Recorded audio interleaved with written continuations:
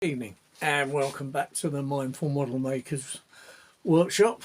Right, there's something different we're going to do at the moment. This is probably round the wrong way, but this is Mayflower, and it's a Keil Kraft kit. Now this one is obviously one of their early ones because it's actually made in Wickford, and from a YouTube video I was watching earlier on, they started off at Wickford and they went somewhere down southeast England, I think somewhere near Brighton, around that area, with their factories. I couldn't find any history on these model boats. I know there's a few in the kit, in the actual, I think it's written on one of these. It tells you what there is. I've got two. The box is wrong on one of them. This one says it's Revenge, but it's not. It's Ark Royal inside a Revenge box. So the box is a bit tatty. I can only really estimate that these have probably come from around about the 1950s. The paper is very brown. They're quite nice. I've never made a kit like this before. I've taken it away with me. I have started it a little bit. Right, that's the Mayflower. I was just trying to read what it says on here. These are the right, here we go. So the other kits, there's the Golden Hind, Ark Royal. Actually, I think it's the Ark Royal I've got in this one, believe it or not. So obviously we've had aircraft carriers named Ark Royal in the past. Santa Maria, the Bounty and the Revenge. They are the 5, and it just says they're all available at your local model stores. Well, I don't think that's true anymore. I can't find any dates. The building instructions are relatively easy. You basically start with a block like this in balsa. Okay. Then it tells you in there to cut the deck parts, which is all in a paper. Let me get the ones that I've been working on, then I can show you what's in the box. Right, you get the coloured bits already lovely printed. Actually, what I will probably do with them, it tells you on the back to paint them red, because I think what happens is when you can see the inside of them, so when they're actually on the actual balsa itself, you'll be able to see obviously the nice colours on the outside, but the inside will just be that. So it tells you to paint it red. So I'm going to have a look, because there's lots of red on this particular one, on the Mayflower itself. You've got a keel, which you need to make, and various other bits. Crow's nest are made of plastic. There's a plastic anchor. There's some funny little round bits. They might be cannons. I'm not quite sure what they are yet. I haven't got to that bit. And you've got various pieces of doweling, which obviously will be, at some point, I will drill them in, and they will be the mast to go on. So, yeah. So what you need to do, and I will do this, is paint red on the back of the card. I will varnish the front, put a spray varnish over that so it will seal it and give it a little shine. I'm not too worried because it is a model, and these are worth making and keeping. There we are. Now the paper that comes with it, the sandpaper, they call it garnet paper. So whether it's very, very rough, and it works very nicely actually. So I don't know if that's chips of garnet that's actually stuck on there, because like sandpaper is glass paper, really, isn't it? It's very fine chips of glass, I think, that's on it, but it does work quite nice. So yeah, it really does soften that up very quickly, and is not too abrasive. So I like this stuff. So that comes from there. The other thing you get with it is this thread. So the proper thread that will go when you put the sails on, and the cords going down, holding the sails and all the rest of it, is with this very fine thread. So I've got no idea what the kits cost. I haven't really got an idea of when they come out, but if anybody does know, if they'd like to put them in the comments, would be very handy.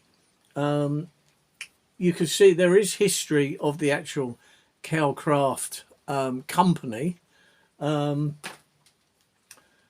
YouTube. There is a video which I've watched, but it doesn't really give me too much on this. So these, I don't know whether this hull is going to work on the boat that I've got, because unless this is just all in the wrong box, I've got no idea. So this one is different when you look on there. Oh no, so that, believe it or not, is the Revenge. So I just can't make this out.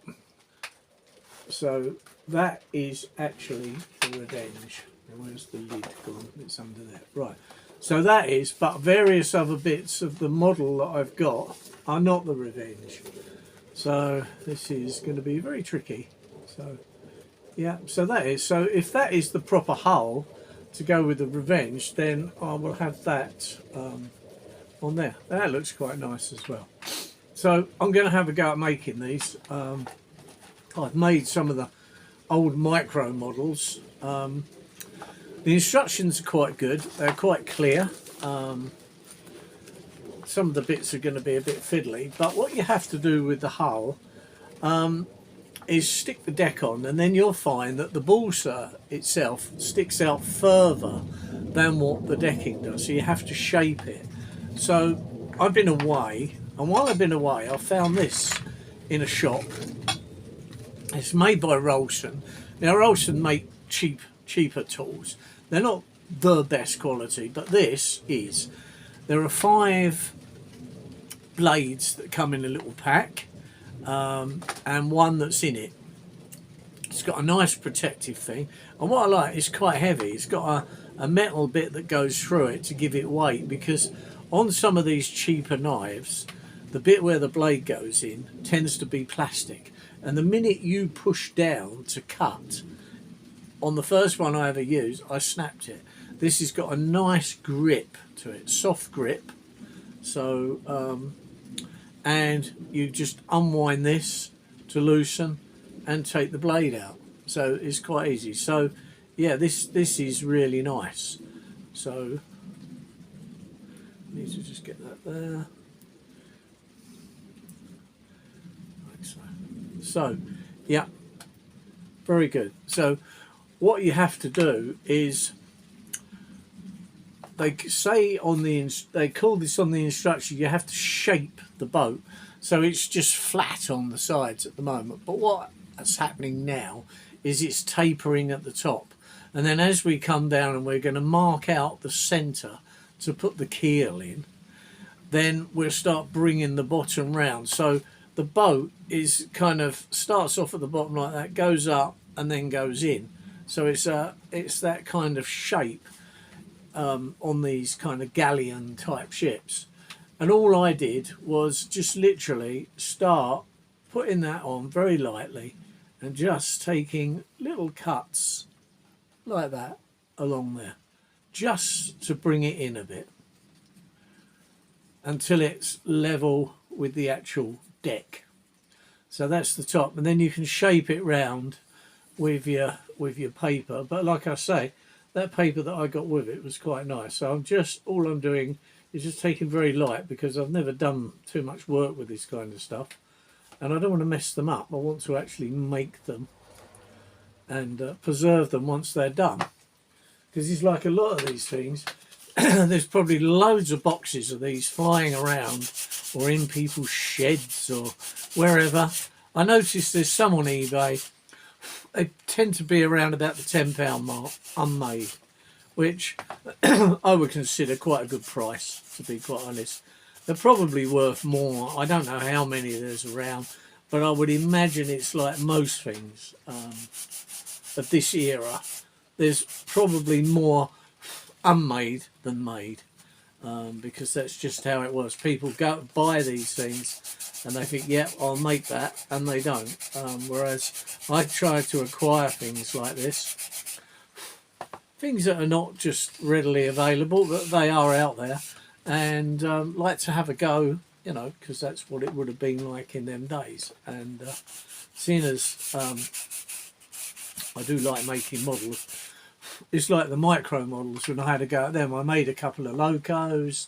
I made a little boat, which was actually a working, and it actually did go. It's on one of my videos, if you want to watch it. I made the boat. It's all made out of card, and followed it right the way through, tested it, and away it went.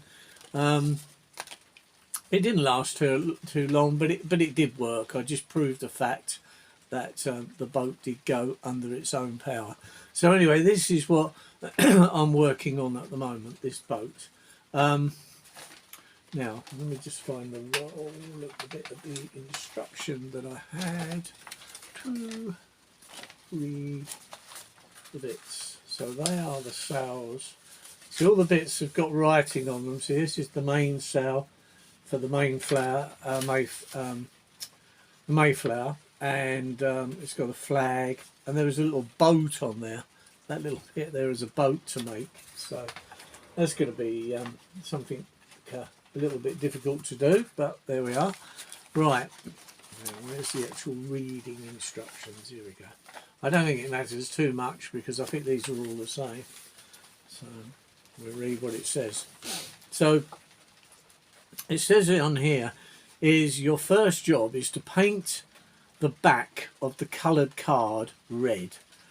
While this is drying, cut out the keel and make a slot in the hull to take it. So in other words, you've got to find the centre line of this, mark it right along, cut the slot, and then put the keel in. The keel comes on the card. It might need reinforcing a little bit because it's only just card, and that's the keel going along that bit there that needs cutting out. So that's got to be done as well.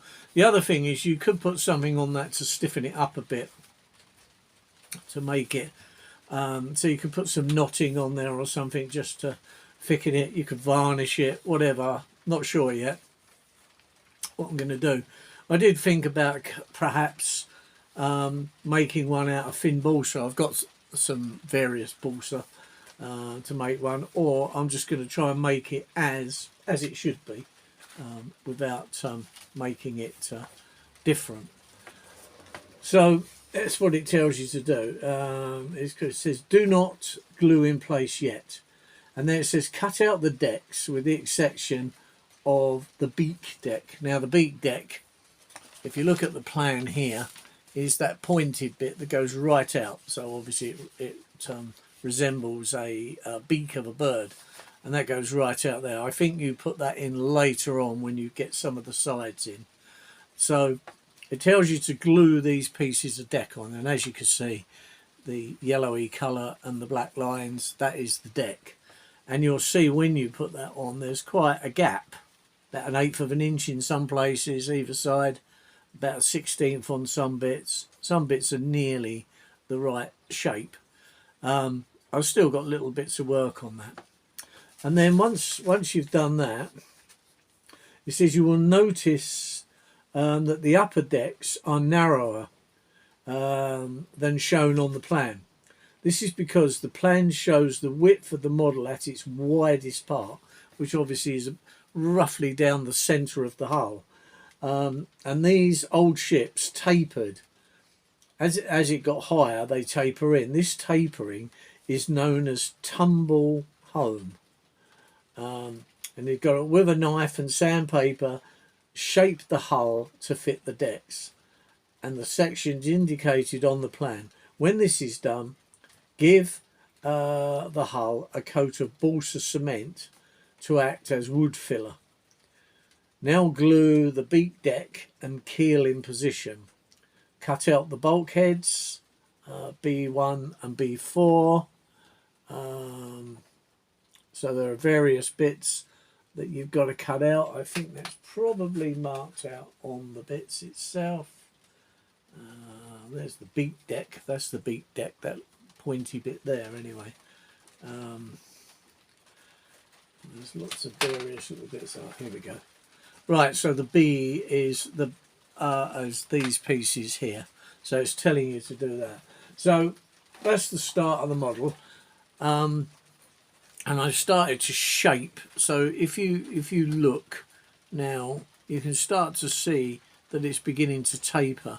And then as I go down, I will bring it underneath. I'm going to leave it flat for the moment because I want to get that centre line marked in order to get the keel on it before I start distorting the shape. Once I've got the centre and I've got that marked and I can cut where the keel's got to go, then I'm okay. Then I can start, and on that, because there's a centre line, I can see the symmetrical bits being chamfered either side. So anyway, this is just something that I'm working on amongst all my other projects, but I just thought something different. And you know, whether anybody's made one of these, if you have, you could either put something in the comments about it. If you know when they came out, I would presume 50s probably is when these would have been on the market. I'm not quite sure. The garnet paper, that's good stuff, that really is. I would say for modelling, especially this type of balsa, I think it's perfect because it does bring it to a real fine dust. Yeah, you could say, yeah, perhaps I should wear a mask then while I'm doing this. But anyway, that's that. And the knife, a really good purchase, this knife. I think it was about £2.95, something like that. Very cheap, but very good. It's got the safety cover on the top there like that, but I just like the weight of it and the fact you've got the grip on there, and it's metal right through the middle. So the blade is held in a metal bit, whereas on some of those very cheap kind of copies of the X-Acto type knives, a lot of them, where you put the blade in is plastic. You try and put in a kind of a firm cut into something reasonably and they snap, and they do. So this is I would recommend this. I have a set of original X-Acto knives with the solid aluminium handle, and they are beautiful. They're a nice weight, and you know, they were quite expensive for a reason, because they're good. And that's it really. So anyway, that's this video for the moment, and I'm not going to do it step by step. I will make various bits and pieces of this and then just show you the progress as I go along. So there we are. But anyway, thanks for watching, and I'll see you in the next video. But if you do have any knowledge of this type of thing, if you could put it in the comments, it will help. It will help other people that perhaps are interested, and it helped me as well. There's one other little thing before I go. There is a stand that you can make, and on the instructions the stand comes like that. It says you can cut that out, glue that onto a piece of balsa, an 1/8 thick, that's 1/8 of an inch, that is, so we're in imperial here. You can look up what an 1/8 is in metric. It doesn't worry me because I work in both, but I like imperial anyway, to be quite honest, because that's when I was at school, that's what we were using. And even when I first went into engineering, I used to work in the factory in imperial, and when I went to college one day a week, I would work in metric. So it was really awkward to start with, but working whatever is best for you. There are charts to convert one thing to another, but I think the Americans are still imperial. And if you get any old engineering drawings and things, you'll find that 99% of that is imperial as well. Anyway, thank you very much for watching. I am now off to go and get my dinner, and I'll see you in the next video, and I'll keep you updated with the building of this boat. Thank you very much. Bye now.